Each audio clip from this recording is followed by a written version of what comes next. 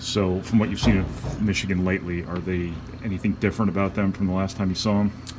Well, obviously, they didn't play other night with Livers, and he'd been back, and they had a great win at Rutgers. Without him, I would think that he would play in the game, even though I don't know. But they're just a good team, across the board. They have good size. They have a great point guard. They have a lot of skill that they can put out there. They can really spread you out and with their spacing. So it's going to be really important that we do a good job in ball screen defense. Do a good job in not letting them get angles or kind of getting ahead of the play, so to speak. They're very good at taking advantage, whether they have angles, whether they have numbers, and getting a quality shot. And then defensively, they do some good things to really disrupt what guys try to do. They get on top of down screens. They get into the basketball. They have active hands. They're trying to force you into a lot of mid-range shots, which we took the bait in the first game and took way too many mid-range shots. And so it's going to be important for us to be more efficient and be able to get quality threes and then be efficient around the basket. And with that, hopefully when you get the ball at the rim a lot, hopefully you can get to the free throw line too.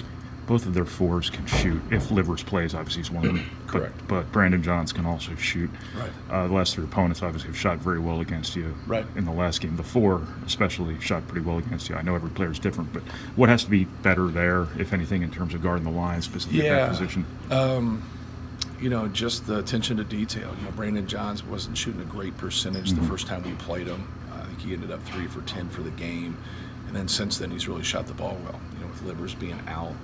And once he really got, adjusted to some things and had some experience, he's done a great job for it.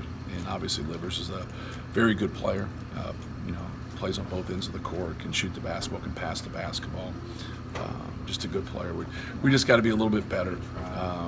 Couple of the threes the other night that their four-man made, just, us over-helping, not a great closeout on one of them. Another time he just triple threats and they shoot the basketball.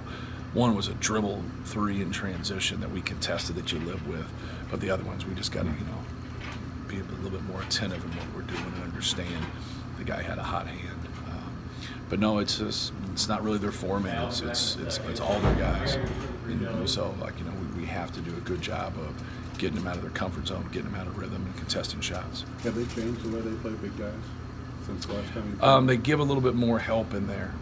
They'll give a little bit more look in terms of whether they're digging ball side or if they're on a non-shooter, they'll give more help in the post. It's just not clearly one-on-one and make the guy score over you and stop your threes. So, but no, they're still for primarily one-on-one. They dig more ball side.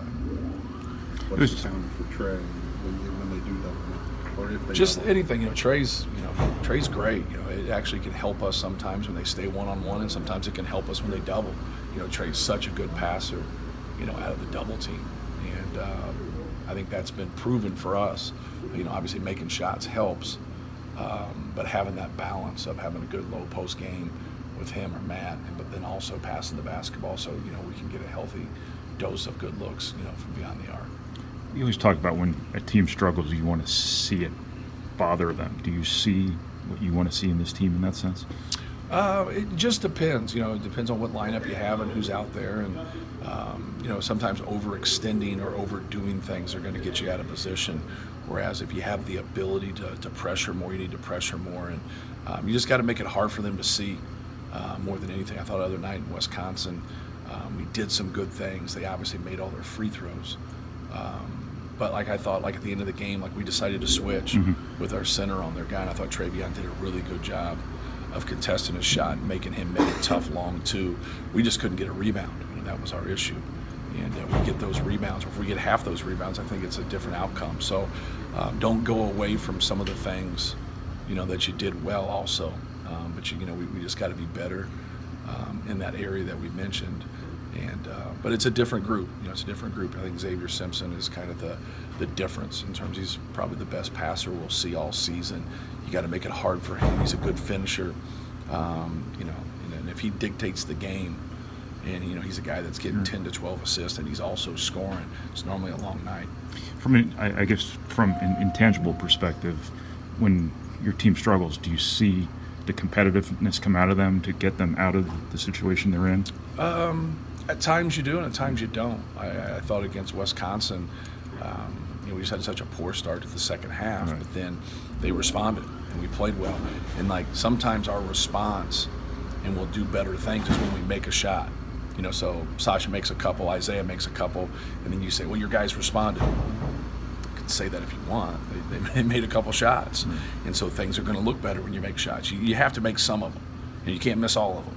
You can't go in somewhere and go 3 for 18 from 3, and a 3 is a big part of what you do, or go 4 for 17 and say, hey, we still have, this game here. No, we've lost those games. We don't go in places and go 3 for 18 or 4 for 17, but that's what you have to be able to do. Mm-hmm. The ball's not always going to go in. You got to be able to grind it out. So I thought other night it was good. I thought Ohio State it wasn't. But we didn't make shots at Ohio State, with all that being said. But just our ability to probe the defense, be efficient, and making sure we get our shot, I think really helps us set our defense. It makes us better on the defensive end. Obviously, you're hoping it makes you better offensively.